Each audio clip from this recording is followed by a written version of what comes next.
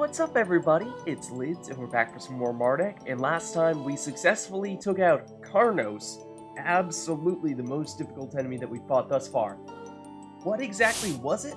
Well, let's take a close look at our encyclopedia here and try to figure it out. We head all the way to the end.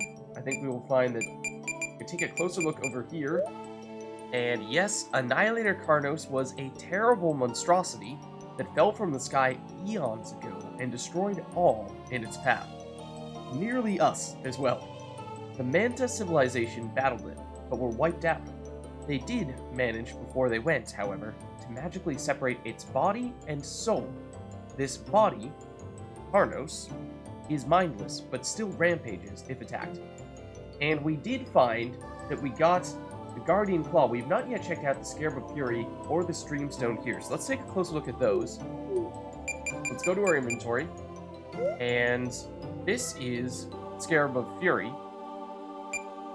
and it gives plus 5 defense, 5 magic defense, very similar to the Scarab of Health here. So we could perhaps even do a comparison like for like. And then the Scarab of Fury also gives auto Berserk and auto Haste.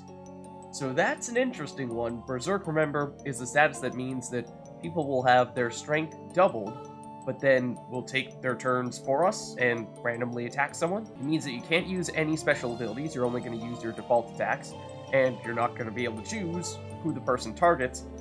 But in some circumstances, if you have someone who has strong base attacks and abilities that you feel like you don't necessarily need to be using, then perhaps this could work, because combining haste with higher attack power does mean that this person could cause a lot of damage. So I'm thinking maybe we try combining some things together, see if we can make this work for just a little bit to test it out, because it is an intriguing thought at the very least. Although definitely not as straightforward an upgrade as the Scarab of Health might be, which is just extremely well-rounded. But before we do that, let's take a closer look at the Dreamstone as well.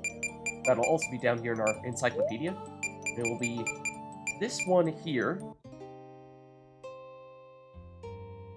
What the? Where the hells am I? Darn. I must have been out a while. Losing my mind out here. I swear. I hadn't seen Civ in an age and a day. I hadn't seen the wife and we in even longer. Not a day goes by when they ain't not on my mind. Not that that does a whole lot of good, mind. Doesn't reunite us, doesn't make her happy, does nothing. Some waste of space I turned out to be. Not exactly father material, it seems like. Family life's not for me, I thought. I can't just leave my responsibilities behind, I thought, as it's not in my nature. Then, to see to those responsibilities, I went and left my responsibilities behind. Dad, they'll live till I'm back. They're survivors.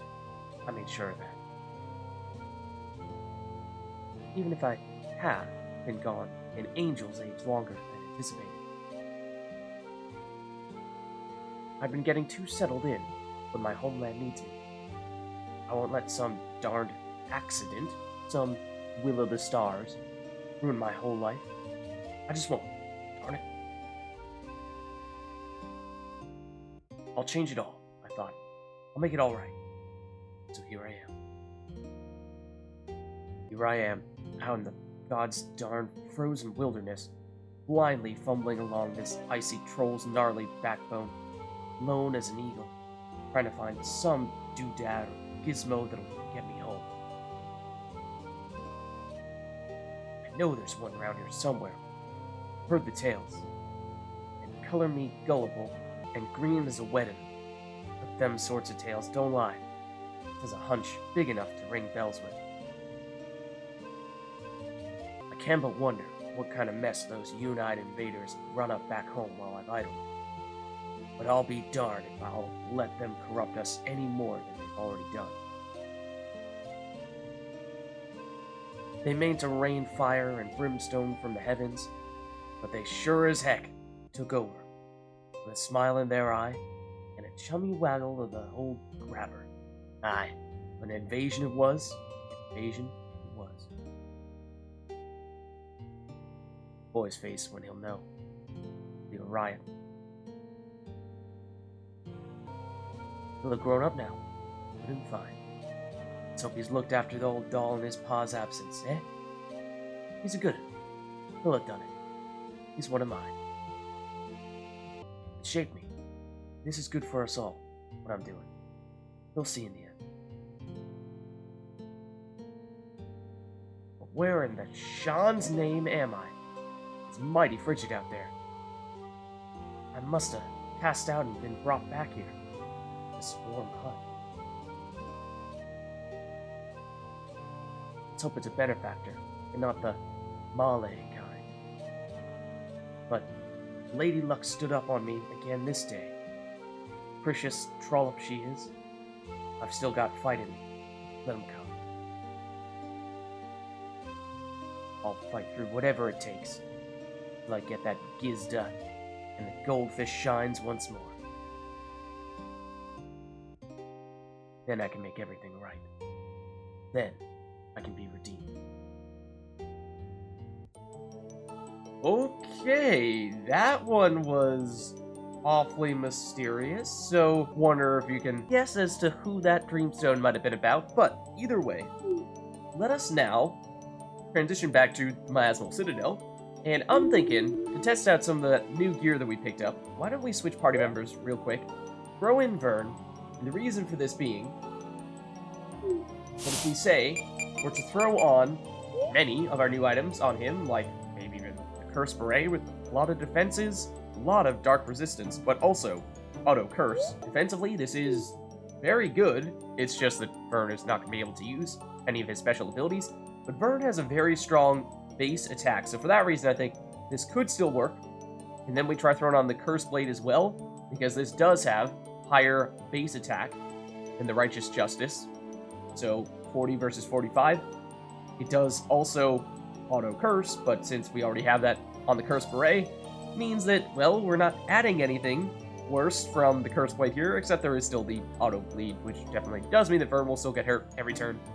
Plus 5 strength is nice. Minus 5 spirit means that, in truth, even though this Curse Blade does have higher base attack than the Righteous Justice, because the Righteous Justice gives spirit, does mean that on net, it is quite close between these two. We'll go with this one, just to fully embrace the curse setup here.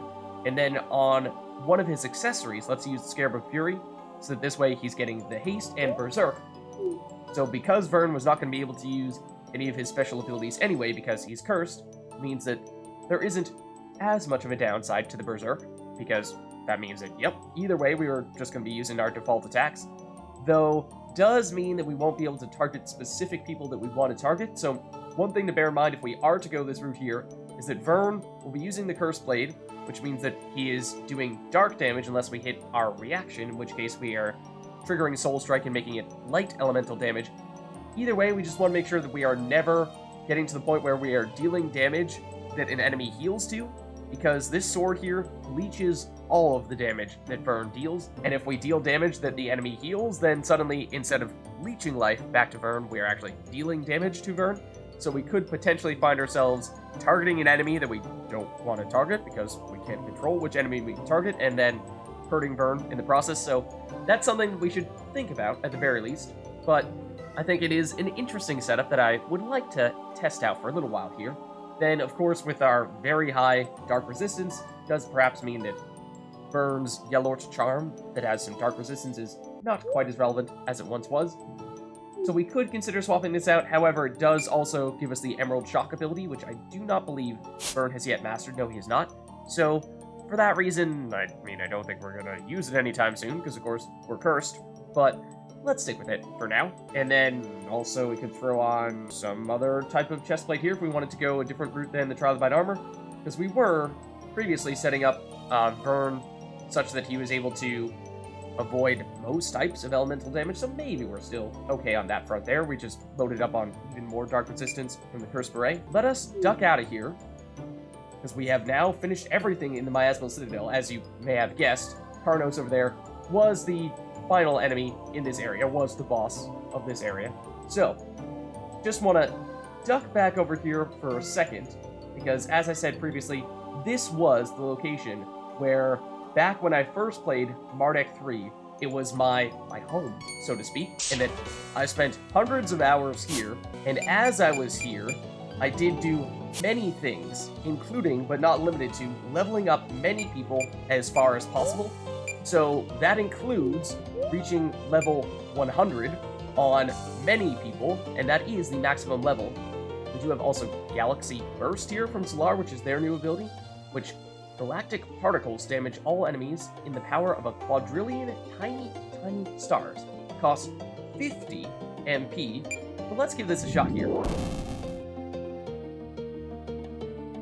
Yeah, that was pretty cool. Took all of them out, and I like the way the skill looks as well, so I'm a fan. But yes, so level 100 is the maximum level, and so once you reach level 100, you actually can technically still gain experience, and then once you do reach what would be level 101, instead your experience bar just goes from the bottom left corner to the right corner as if it is almost like a loading bar.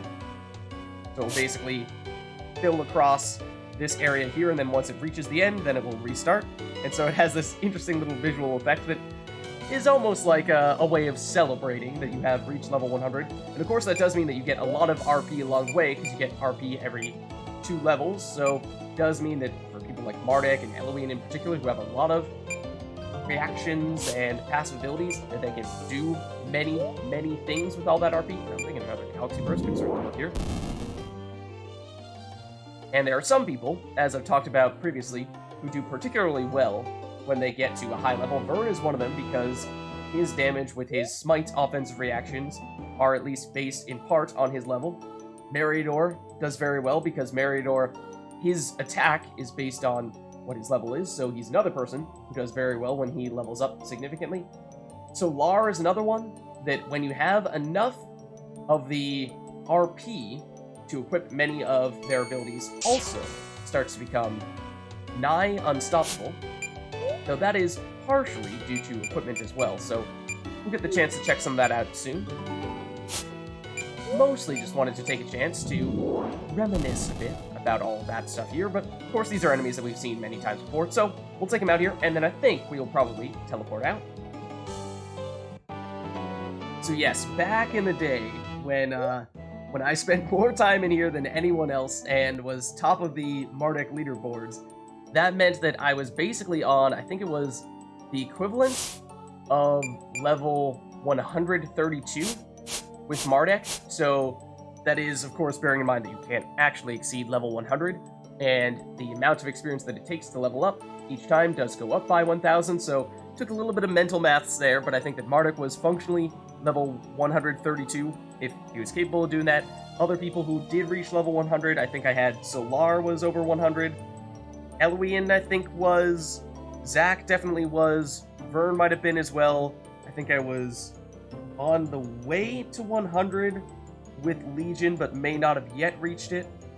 And then for everyone else, I don't think I managed to do so, but it does take a very long time to do that. So that was, yes, after putting in hundreds and hundreds of hours into the game. So if you're thinking that, oh, well, I want to reach maximum level with everyone, yeah, it's not quite that straightforward. But anyways, we are done with that stuff now, and we were, of course, benefiting so much from using the Yellow Fairy, and, well, bear in mind, we do still have a quest that does require that we turn it in, the Lost Fairies quest here, where we go back to the Fairy Village and turn it in. So it does mean that our time with it now is limited. Of course, it was always a bit of a rental in that sense. I mean, it is a fairy, so it is perhaps a little cruel and unusual to hold on to it for too long. We ought to return it back to the rest of the fairies, right? So, I mean, we do, I suppose, have another source of beast now with that we picked up that additional Scarab. Just comes along with Berserk as well, so might be a little bit different this time around. Though, I am curious to see. We have, of course, a quick burn with that setup, but it's not yet had much of a chance to take advantage of it because Solar's been stealing the show with their new Galaxy Burst ability, so let's just use an attack here. Allow Vern to do his thing on his turn next. Here he is, and that's enough damage to take one enemy out.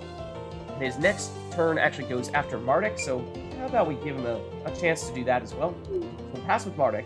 Vern attacks the Purple Mantid as well, and takes the Purple Mantid out as well. So Vern is, of course, relatively slow, agility-wise, and therefore this setup would perhaps be more effective if we were to put on an agility-boosting item, or make sure that we put on more agility on passive abilities for Vern, so that he can be one of the first people to attack, and then attack and take people out before they have a chance to fight back. And, well, against bigger groups like this, it does help out, I suppose, because there's more people for Vern to target. I suppose we didn't necessarily need to pass with Eloise, but we'll take one out with Solar.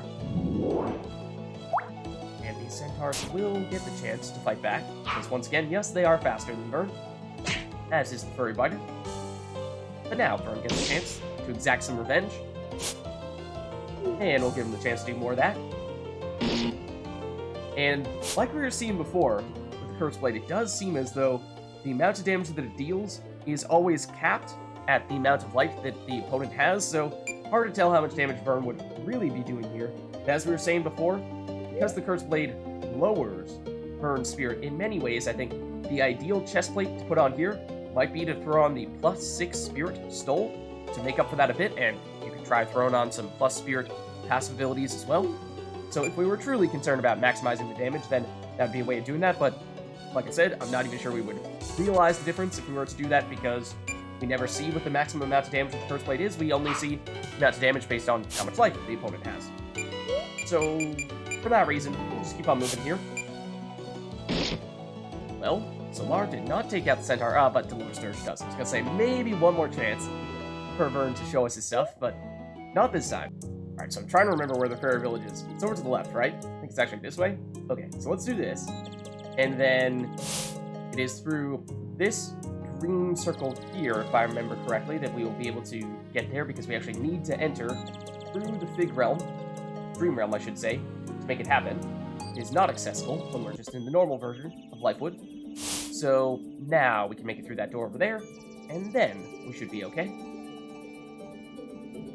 And I know I was saying we have haste from the new Scarab, yes, but at the same time, I still am going to miss the Yellow Fairy, because it has been so huge for us. So the big thing is we wanted to make sure that we had the chance to do mostly the arena runs with it, and then to a lesser extent, the Carnos fight. We did see that Carnos used the Delay Buster ability, which can be quite powerful, and Carnos only uses that ability when we are using haste, so that's one reason why it's perhaps not as effective, and it's not as dramatic an effect when you have one of your 4 party members using haste rather than your one and only party member in an arena. The other thing to note is we did see that Carnos was Big Elemental for a long time there, and that was very difficult. I would say that is certainly the most difficult form for Carnos, and so and Pixie is also a little bit difficult here, so one moment, let's just make sure we use Dolores Dirge to take this out. Which I think, yes, is enough damage in and of itself, so breathe a sigh of relief. One thing that we saw Carnos do once was that if you hit Carnos with a magic ability specifically, then it does have the chance, not guaranteed, but a chance of using the Elemental Shift reaction. And so, for that reason, we could have, or Pixies, we could have, when Carnos went to Fig Elemental, made more of a point of trying to hit it with magic abilities in effort to force it into shifting elements to something else that we would have preferred, because it did stay on Fig Elemental for a long time. So if you find that you're fighting Carnos, you're having trouble because it seems to always go to an element that you don't want it to go to, then that is probably the best way to make that happen.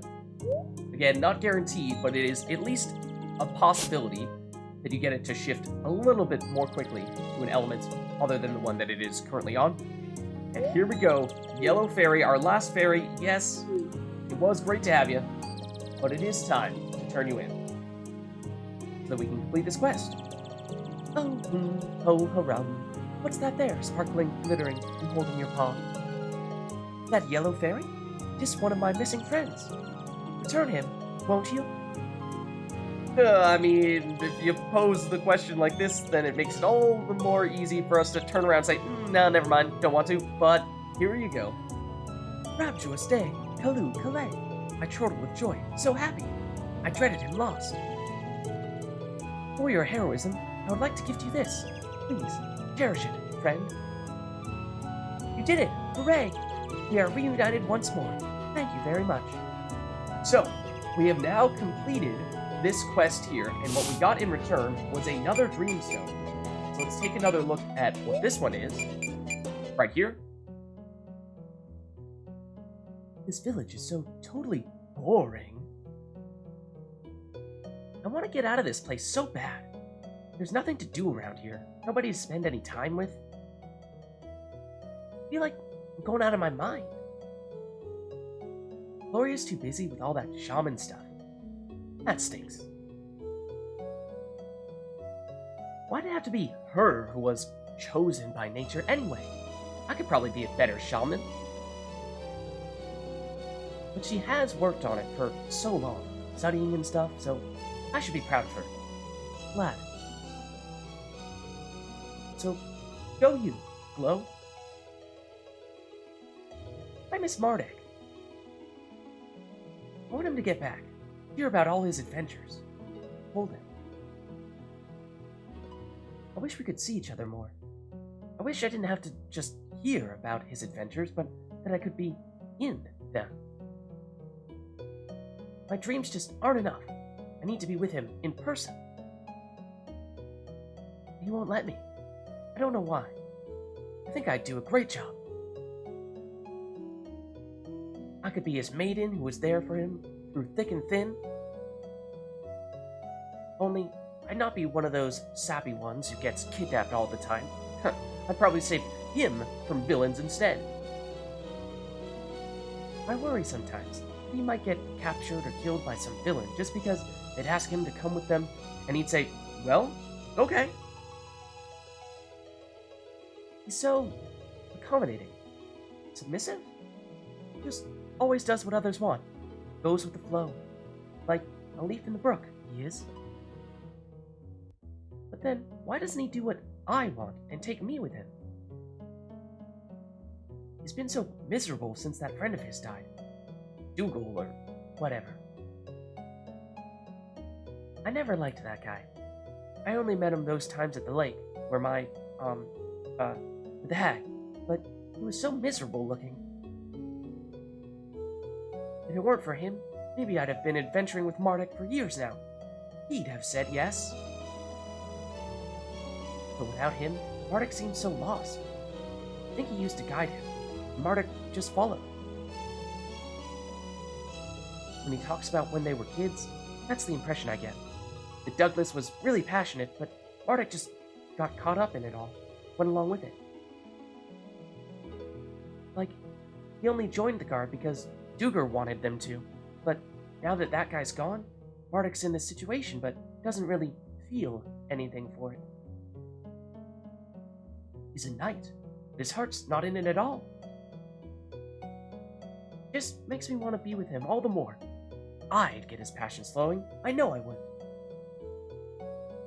So he'd better let me come next time. He needs me. And I need him. I wish he'd get back soon. This waiting stinks so much. And when he does, I hope he takes off that stupid helmet this time. He's been wearing it for ages. I wonder if he's just bothered about that time I commented about those weird sores and how he had bags under his eyes, like he was really tired. I was only joking. His face is totally hot. Nothing to be ashamed of. His grin, his rugged beard.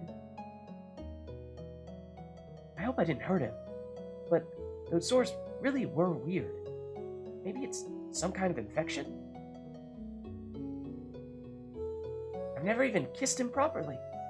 Next time he removes his helmet, I'm totally gonna do that. Gotta be more forward if I want our relationship to really fire up. But doesn't he miss that Emily girl, or whatever she was called? I'll give him reason to never think of anyone but me. I'll show him what it's like to be with a girl who actually wants him. A girl who can have some fun. That girl seemed miserable too. Why does he always hang out with those miserable losers? Maybe he wants someone miserable. Nah, I think that girl and Dougal guy should get hitched. And Mardek and I can be alone together. And... No, wait. He's dead, isn't he? Oh. Well, I wish Mardek would get back soon. I'm so bored. Maybe I'll go and bother Glow for a bit. Alright, so that one, probably one of the easiest Dreamstones to anticipate who that was about, and they may or may not be in the party with us right now. But let's take a quick trip back over to a different area of Lifewood that will, of course, require that we switch back over to Dreamwood so that we can leave this village here. Remember, we can, of course, still encounter pixies in this area here, and as long as we have Eloine, we can use the Lore Thirds, and that should help quite a bit. That is not enough to take this one out, though. And it does confuse everyone but Mardek, which is a little bit concerning here. Solar attacks Vern. Vern, fortunately, has a shield and gets unconfused there. That does help. Mardek gets attacked. Vern's turn. I probably should have hit that reaction there, because he might have the additional accuracy on that reaction. I was just in, okay, people are confused mode, so don't hit the reaction, otherwise you might increase the damage you're dealing to your friends.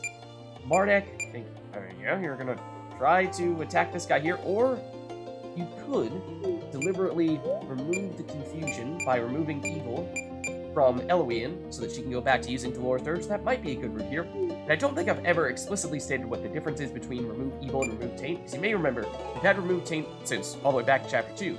This was Mardek's first ability that removes statuses, but it only removes either poison, blindness, curses, and zombification. But there are many other statuses that it does not remove, whereas remove evil can remove any and all statuses. So that's why when we picked up remove evil from Mardek's arena item, and that was a meaningful addition. This confusion was one of those statuses. And there we have it. Vern takes care of it, so we didn't need Eloine to get unconfused after all, but just in case. Okay, so let's head back now. And there's one more thing that I want to check out in the Dreamwood, actually, that we have seen once before. Okay. Everyone is a pixie, apparently. We have enough damage this time around. No, still not enough. And you will confuse people, and you missed on Vern. Eloine and Solar are still confused, though. Solar hits themselves and unconfuses themselves. That's a whole I missed an action there. Does it unconfuse Eloine? It does not. Vern misses. Mardek, I think we probably still do remove evil on Eloine just in case here. Vern, second time round, does land the hit. Okay.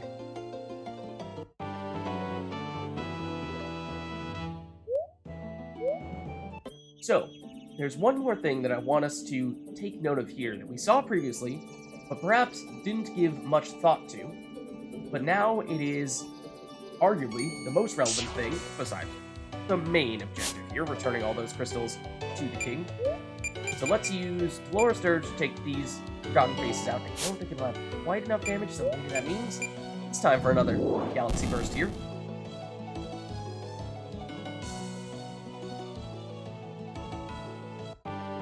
And yes, the damage on that should be more than enough to take just about everybody out here in this area.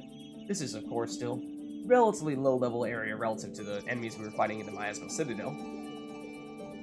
But I think we will actually need to exit the Dream Realm first, through this area here, and then we'll head up north in the Lifewood section. Okay, so these Carpian arrows, they are quick, and they are evasive. They don't have a lot of HP. Actually, I'm surprised that Solar goes before them, so we could still Galaxy Burst them as well.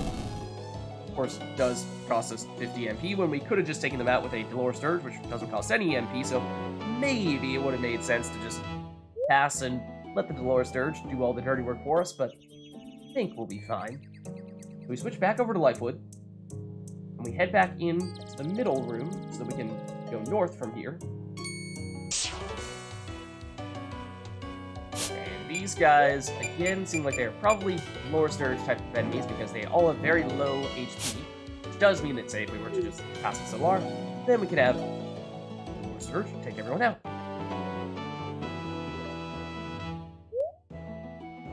Okay.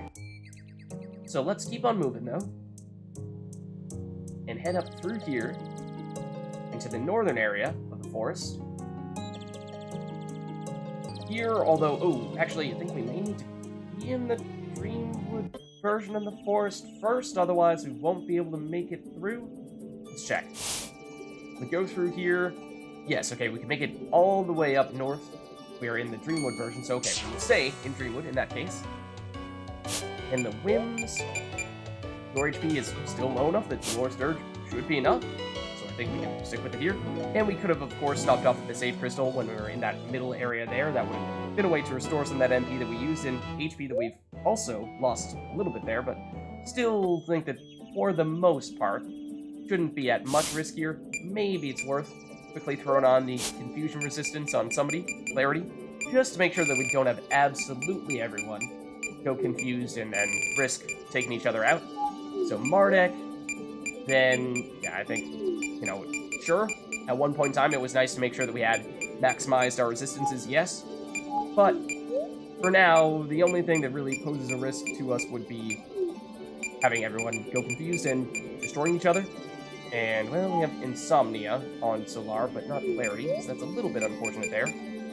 Halloween does have Insomnia active, but at least in the Dreamwood version, Clarity is more relevant, Insomnia is more relevant for the fairies in the Lifewood version. Harpy Arrows, though, not too difficult here. You just pass, take it out.